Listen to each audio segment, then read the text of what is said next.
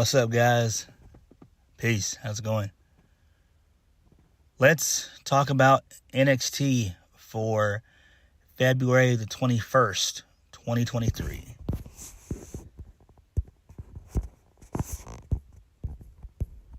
First match of the night,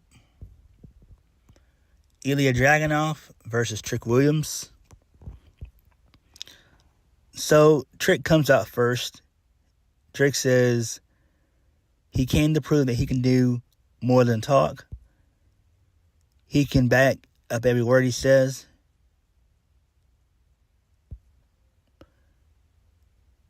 Trick, he talks some more trash.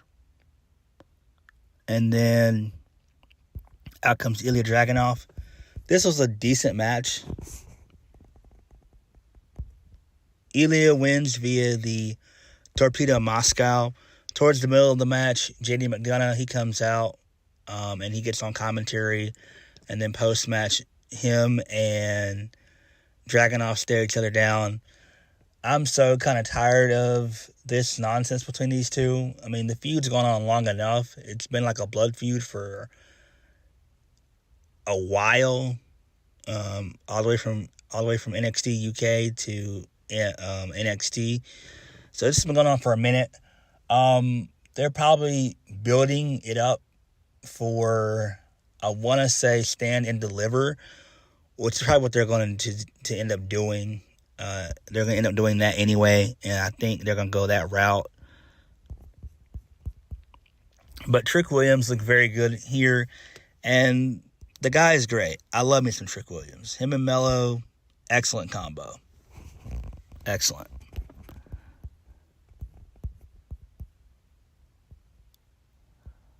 Moving on.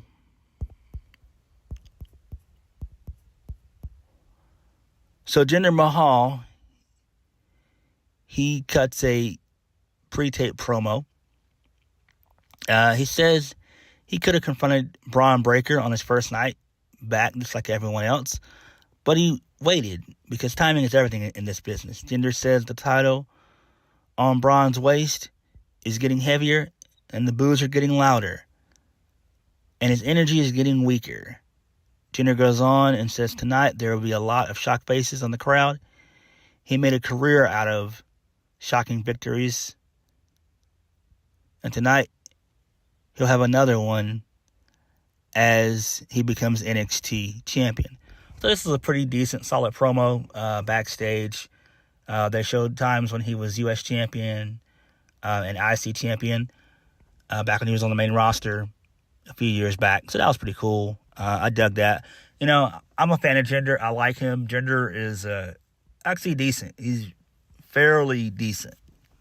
Solid mid-carder hand to have. Really is. So, Fallon Henley, she's in some trouble. So she's trying to get a hold of Jensen for, ruining his Valentine's Day last week. Ruining his Valentine's date. So, she's left him like 7 or 8 voicemails. So, Briggs, he walks in and tells her that Jensen just needs some time. Fallon says she just wants to apologize. Briggs says Jensen can tell by all the texts and calls she's made to him. Fallon says that if Kiana James... that if Zach was Kiana James' brother, why didn't she just say that from the jump? Why does she drag it on? Isn't that weird? So Briggs, he agrees it's weird, but Fallon was in the wrong, and she was wrong. That was the big night for her tag partner and for Jensen. Fallon says she should apologize to James in person. And Briggs agrees. So I do like this. This is fine. It does make sense. Hopefully we don't see Jensen next week either. So hopefully we see him. Maybe we do like a situation at Roadblock in 2 weeks. So maybe we do it then. But this has been going on for quite some time. But I do think that Kiana is going to screw over Briggs and Jensen and Fallon Henley. She just seems like the type of person like that. She's a great heel. And I think she's just playing it safe doing this. So there's got to be a reason why she's doing all this anyway. Because there's no rhyme or reason as to why she's just going to, all of a sudden be buddy-buddy with Fallon Henley and Briggs and Jensen, when she probably still wants payback for losing to Fallon a while back. And even though, when she said she wanted to buy the bar a few months ago and she lost, she probably still wants that back, and even when they did that back then, I thought this has to be more than just a one and done. So that's what I think what they're going with all of this in regards to that. Moving on. So, Meiko Satomura, she's getting busy. She's training a bunch of recruits. So, Roxanne, she decides to tag along. So, Satomura, she asks if they can survive. So, everybody's training. They're doing, like, squats and everything else. And they're doing all types of stuff. They're carrying each other around the ring. They're doing a bunch of stuff. They're going in. They're doing squats, sit-ups, push-ups, and tons of them start dropping by the wayside. Like, I love working out, but damn, like, Satomura, she's a beast. Damn. She was going in there like she was like 25. So, Roxanne is the last one to make it through. They battle one another. So, this was beginning to tire out Roxanne. And you could visually tell, like, damn. But, Meiko was like, look, this is just the beginning. This is just a warm-up. So, Roxanne is out of breath, all out of breath, huffing, puffing, everything. And then she says it's okay. So, that's pretty cool. I dig that. And we kind of got more of that throughout the night as well. We got another segment involving that. So that was pretty cool. Let me get some water.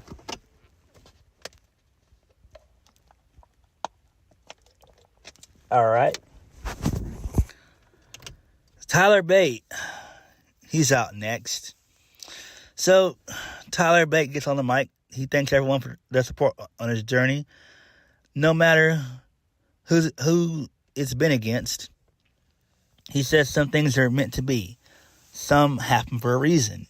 But he believes in timing and the natural unfolding of things. But he and the fans of NXT are about to embark on a mystical journey together. And let me tell you this. And then he's interrupted by Schism. So Gacy says they were preparing for the Dyads match when they heard Bate, and they believe in some way they are kindred spirits. The Schism are forward thinkers. Bate appreciates the input. He passes on whatever drinking on whatever concoction Gacy's given his mates. So Ava says they may be kindred spirits in some ways, but certainly not in all ways. Gacy says Bate is funny, and he's right. The journey a man takes does matter. You just have to be careful who you surround yourself with. That's true. I agree with that 1,000%. Gacy says these people won't help Bate. The Schism is a true family. While Bate left his across the ocean, groups like Chase U speak togetherness and, in the face of division. The Schism gave Thea Hale a glimpse of what life could be like with them, and maybe Bate would like to feel their power right now. Right now as well. Heed our message, Gacy says. Ava says Bate is all alone. He has no one. We are 4 roots, 1 tree. So, in typical Schism fashion, they surround the ring, and then Chase U comes in to make the save. So that sets up for Chase University versus the Dyad. The Dyad win via the double code breaker. Basically, Ava gets involved in the match, so she, kind of surrounds Thea, and Andre Chase doing the right thing. He's protecting her, so Duke takes the pinfall loss here. Duke is pissed post-match, and I don't blame him. Like, he's literally irate. So Duke yells at Andre Chase to tell Thea to grow up and let her grow up. Duke also asks if this is a university or a charity, and then Duke, he just walks out and dips out. And Thea Hell, she just whines and complains. I mean, she whines saying that this is her fault. So she's like visibly sobbing. I thought this was really good. I do like this. To me, this actually speaks volumes. It does make sense. I do think that Duke, in some point in time, will probably end up leaving Chase U. Chase U really hasn't been the same, or the gimmick hasn't been the same ever since Brody Hayward got released last summer. He hasn't, it hasn't been the same since. And, Duke's, he's given it a good try, but he just doesn't fit. He doesn't. That's just my honest opinion. Moving on. So, Von Wagner and Robert Stone, they're backstage from earlier. So, Rob Stone asked Von if he's ready to get this going. Has he made a decision yet? Von asked Stone Von asked if Rob Stone wants his deep, dark secrets because he came here to kick ass, take names. Robert Stone says that's original. Then my boys, Tony D and Stacks, they walk in. They're not happy with Von costing them the North American title last week. They all have a bunch of words. Stacks mentions the Don beating Von down tonight. Von asks if Tony D wants a match. Stone tells him no. Von respectfully declines the offer. Stone tries to talk down Von, and then both Tony D and Stacks taunt him, and then Von gives him a match and leaves. And Robert Stone tells Von that he played right into their hands. Von tells Stone to shut up. And I'm like, oh my God, really? Like, this is just a waste of everyone's time. Von Wagner, I want to like him, but man, he just has to find himself. He has to. I don't know what the hell he's doing, but he has to find himself. Mackenzie Mitchell, she's backstage with Charlie Dempsey and Drew Gulak. This was great. So she asked Gulak why he turned on Hank Walker last week. Gulak says they were never friends. Walker was just a guy who asked for his help.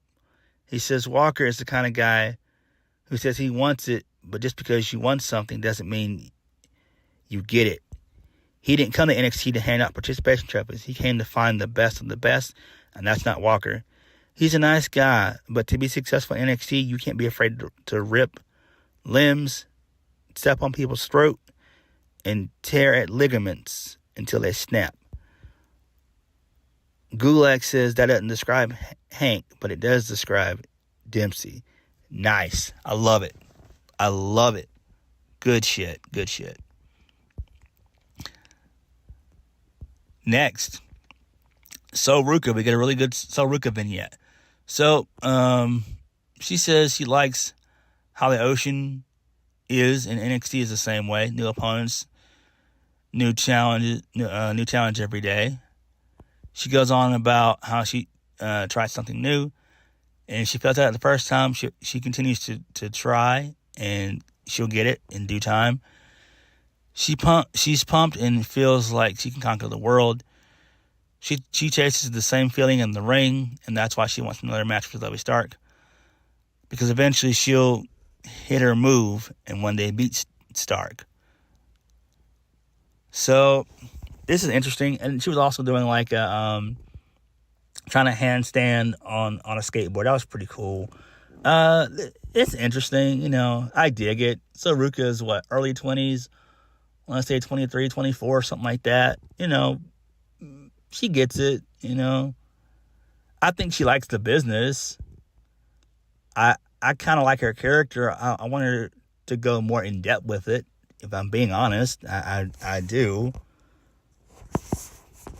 But I think it's solid.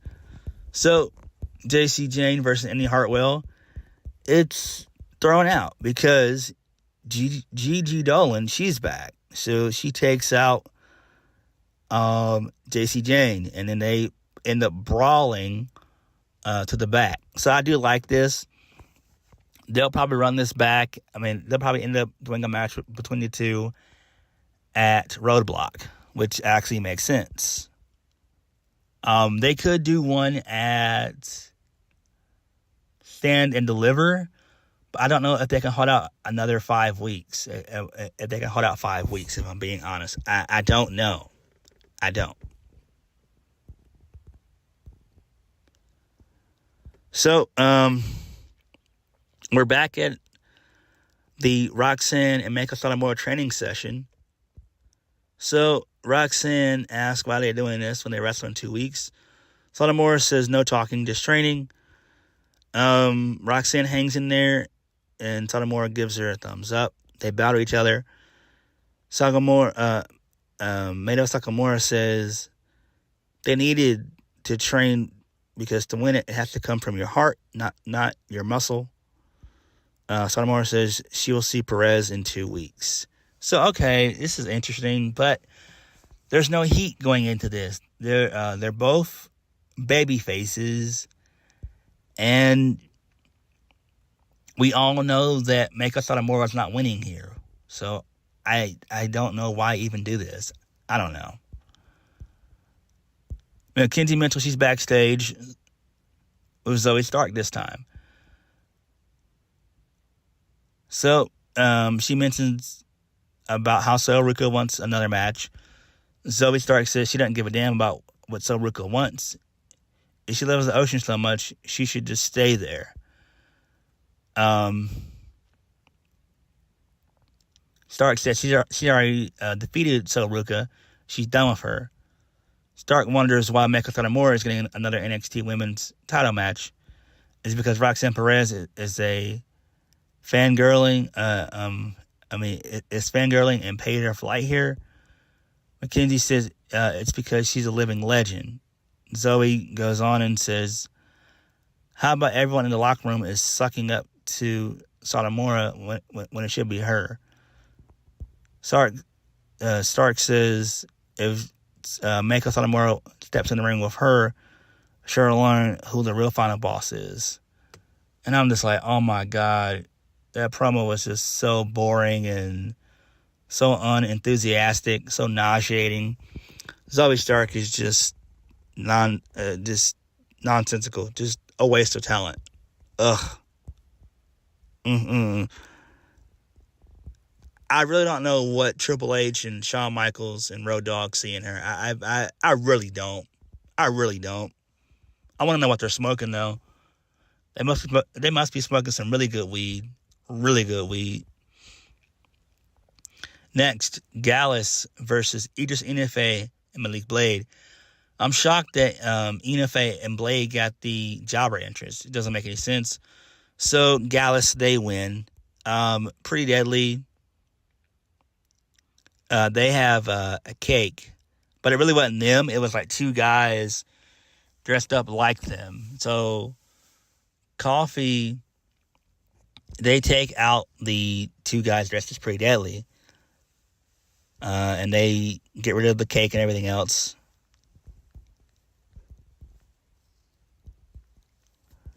So Pretty Deadly, they attack Gallus with steel chairs. They throw the champs into the steel steps a couple times, and they give the spilled milk to Wolfgang on the steps. So that was pretty cool. I dug it. Good stuff. Really good shit right there about Pretty Deadly. What is not so good is Davocado. Oh my God. He says he can feel Apollo Crews' anger because for 8 months Apollo was too busy with his own future. So busy that he forgot about his past. Davocado reminds Apollo how he helped Crews win the IC title at WrestleMania and how he was there for every big moment Apollo had. He says Apollo came back to NXT, but where was his call? Davocado says at the end of this day, it felt good, like old times, but he came to hurt, not help. He goes on and says Apollo can't stand on his own without him. Apollo may have brought him into this world, but he's going to be the one to take Apollo out of it. And I'm like, what the hell? Oh, my God. Get him off TV, please.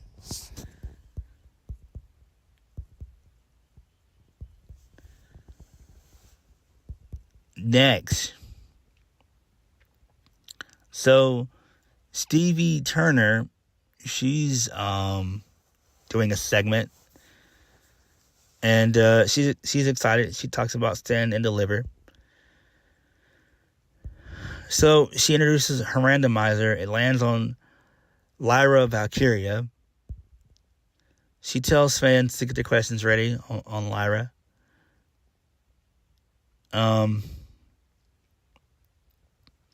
She says Lyra is a mystery, but is no match for Stevie's fast fingers. She basically just said she's coming after Lyra. So, she says Lyra's talented, but no match for Stevie's forward thinking. And then Vic tries to get a question from her, but Stevie says the stream is over. Next, Tony D'Angelo versus Von Wagner. Tony D wins, which is great. Love it. So post-match, Tony D gets on the mic. And Tony talks about Stacks and how he was loyal. He says Stacks had the chance to take the NXT North American title shot last week, or have Tony's back and choose family, and he chose family. Stacks says it's family over everything. Tony appreciates that. Tony says Stacks gets it, but Jack doesn't. Tony says they've been at this for months now, and it's time to put an end to it. So Kelly, whatever her name is, Kincaid or whatever, Kelly Kincaid asks how. Tony D says he and Stacks have thought about a few ideas to make that disappear. But he decided to end it in the ring. And then Tony proposes a jailhouse street fight for NXT Roadblock. Okay, cool. That's great. Makes sense. And then Tony says Dijak has 7 days to respond. Basically saying, don't come make me find you. So that's pretty cool. I like it. So I guess Tony D is a face in all this. I don't know. So Nikita Lyons, she's backstage. She's got crutches on. So she says her surgery was a success. She's going to be out for basically 11 to 12 months. Her goal is to be back before 1 year. Lyons still can't tell us anything about who attacked her in the parking lot. It came from behind. Tiffany Stratton, she walks into play. She wonders why anyone's talking about Nikita and wasting TV time that could be used on her, the center of the universe. They have a couple words back and forth. And then Tiffany Stratton says she would like to see Nikita out of NXT permanently. And she taunts Nikita and then dips out. Okay. Makes sense. I can see them have a pretty good little feud when Nikita comes back. It sucks that Nikita is out for a while. I thought this could be a work. I mean, it might be a work. I don't know, man. But when you look back on it, and that happened, like a month ago? About a month ago. A little over a month ago. And just the way everything happened, I don't see it being 12 months. That's just me. Moving on. So, Ivy Nile, her and Tatum Paxley, they're backstage. And they ask if there's an update on the Kitty Lions. Tatum says they still don't know who attacked her. Ivy says, well, we know who didn't attack her. Ivy finds out that Paxley isn't going out with her for her match. Ivy asks if IIja Dawn's getting to her. And Ivy tells Tatum to don't let Dawn and Alba Fire get to her because they're a team. And then Ivy now heads out, and then Tatum Paxley looks up at the Diamond Mine banner, nodding her head. So that's pretty cool. I guess it makes sense. Trick and Mello, they're backstage. So Trick is covering from his match earlier on in the night. Carmelo Hayes enters. He gives big ups to Trick against Dragunov. Carmelo needs to watch the main event match and see. And then out of nowhere, Tyler Bate interrupts. So he gives Trick some props for the match. Bate gives some advice to Trick. He said something about good timber doesn't grow with ease, and the stronger the storm, the stronger the tree. So Trick jokes that Bate is 25 and 75 at the same time.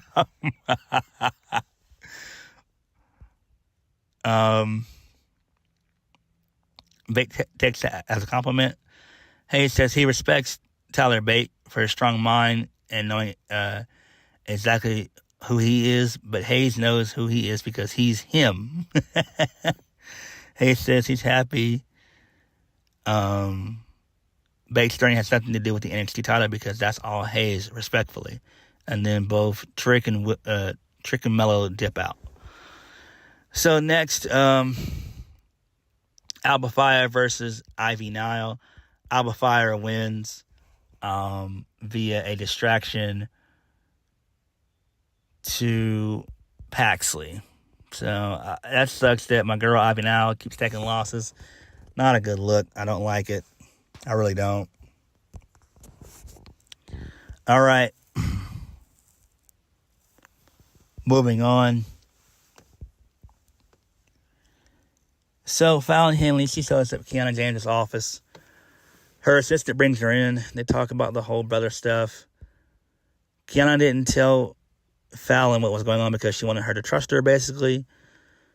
Kiana accepts Jane's apology so they can defend the NXT Women's titles. So Kiana insuits that Fallon is just jealous because she and Brooks are happy. Fallon insists that she's happy for them.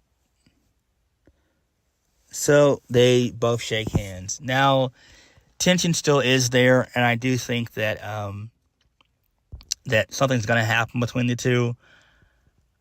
I don't think they're going to have a long title reign. I do think that Kiana James is going to end up betraying Fallon Henley. It makes sense. Remember, this story has been going on for over a year with all of these participants. Briggs, Jensen, Kiana James, Fallon Henley. This they've been telling a long story with this for a while. And I do think that Kiana James is going to screw over and break the heart of Jensen. I seriously 1,000% believe that. So Mackenzie Mental, she's backstage with Wesley. So he gives it up to Von Wagner for bringing it to him last week. She asks what's next for Roadblock to Stand and Deliver. Lee says the fans love these open challenges, so he's going to issue another one next week. She asks why he keeps doing this. When this puts him at a disadvantage, Wesley says that's just who he is. It's interesting to see who it's going to be. I don't know. It very well could be Shinsuke Nakamura. We haven't seen him in a while, and he has been on the main roster in months. So maybe it could be him. I don't know. Then the main event, Jinder Mahal versus Bron Breakker for the NXT title. Bron Breakker wins via the spear. Earlier on, Braun took out both Veer Mahan and Sangha with a tope suicida. Took them both out, so that caused them to get involved. So the Creed brothers, they come out and make the save, and then they're all sent to the back, that being the Creeds and Sangha and Veer. And so Jinder was about to hit the Colossus, but Braun reversed it, and he hit the spear. 1, 2, 3. Carmel looks at this from the platform above the crowd, so their eyes lock. And then all of a sudden, we instantly go to the Peacock setup. And I'm like, what the hell? Like, what's happening? And so we see the chamber and everything else, and then the channel is clicked onto the NXT Stand and Deliver. So we then come to find out it's Grayson Waller. So he's in a production truck. He has a remote in his hand. He addresses Shawn Michaels, who's nowhere to be seen. Grayson Waller says he took a play out of the DX playbook and took over the production truck because he's the new main event, the new showstopper. He says if Shawn is Mr. WrestleMania, then he's Mr. Stand and Deliver. Grayson thinks that this is his show. No one is holding him back, not even Shawn Michaels, because he will try. Waller says, how about they talk about it in 2 weeks at Roadblock on a special episode of the Grayson Waller Effect featuring Shawn Michaels. What do you say? You and me face to face. And then Waller, he intimidates a production worker, knocks over the camera, tells him to get out of his way. He runs his show. Don't tell him what to do, and then we go off the air. So that was pretty cool. I like this. I like where they're going with this. I'm loving this whole Shawn Michaels, Grayson Waller feud that they got going on. It's solid. This gets them both over. And I do think that this will lead to a match at Stand and Deliver. I do think that Shawn Michaels can go at least 10 minutes with Grayson. At least 10 minutes. A 10-minute match, tell a story, a solid story, have Grayson Waller dominate maybe about 90% of the match, and then have Shawn make a quick little comeback, sweet chin music, 1, 2, 3, something like that. You know, seriously, come on. This is great. Really good stuff here. Overall, NXT was okay at best this week. It could have been better, but it felt like they were lackadaisical this week. That's just my opinion. But what do you guys think? So please leave your thoughts down below. Thank you guys for watching. Please hit the like button, comment down below, and subscribe for more videos. I'll catch you guys later. Peace.